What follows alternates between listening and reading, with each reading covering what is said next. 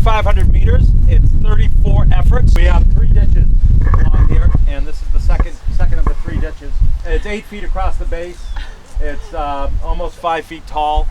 The reason why we do brush is that's a way of making things more imposing without making them more dangerous. We start on the track, and we are blessed to have Guy Torcelleri and Ron Kennedy and the Race Association allowing us to run on 100-year-old turf. It's the finest footing in the country, bar none.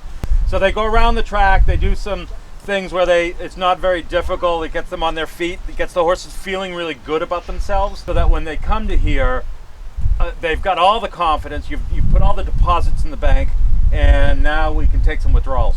And so they go around the track, and there's some trickery around there, and then they come through, and there's a road crossing that I call Van Stade Road Crossing, which is those 2 jumps across the road, which are not that big a deal, but they then have 6 strides to get across that ditch over there. And that ditch is as big as this, but there's an oxer over it. So there's 2 rails, there's no brush, it's airy, scary. They then run into the arena, which we didn't do last year. And we have 2 big brush jumps in the arena.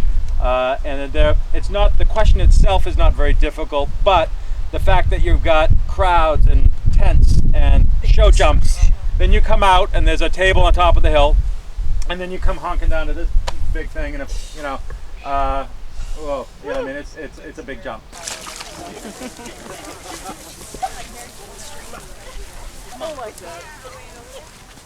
When they come here, they're going to see the preliminary jump in front of them. They're going to see the open road sign. They're going to see this funny boat, this weird-looking boat in the water. But if the rider thinks about it, he'll line the horse up to make the question they're being asked obvious. In a championship course, this would be 17 A, B, C, D. This is 17, 18, and then 19. If they have trouble over this fence, they can circle. So they can circle around the open road car, recollect themselves, do 18 A, B, turn right or a hard left, circle again, and do 19 without penalty. If this was A, B, C, D, you wouldn't be able to do those circles. You can walk up. No, the horses are really well trained. They understand what they're being asked, especially at this level. So when you're on the other side of this duck house, this turn is pretty drastic. You're asking a 4-stride question to a jump that's no wider than 5 feet. If this was a championship course, that would be 4 feet. It'd even be more narrow. That's what's called a brush wedge, and it's designed to force the rider to be accurate, because the horse isn't necessarily going to do it for himself. So it's an accuracy question. This is probably the biggest jump on the course. Oh, I love this. For obvious reasons. You've got a really large ditch. You've got a log. You got your heart in your throat. What's the height, Morgan? Well, I mean, I'm 6 feet tall, so you be the judge. See, this is So it's a big jump. From an advanced rider's perspective, this is nothing. This is just, the horses jump this all day long. They love it. I have a big brush ground line on it. This is about 3/4 of the way around. So they jumped the oxer ditch, they jumped the ditch and wall, did the water, and now they've jumped this, and they'll land out here.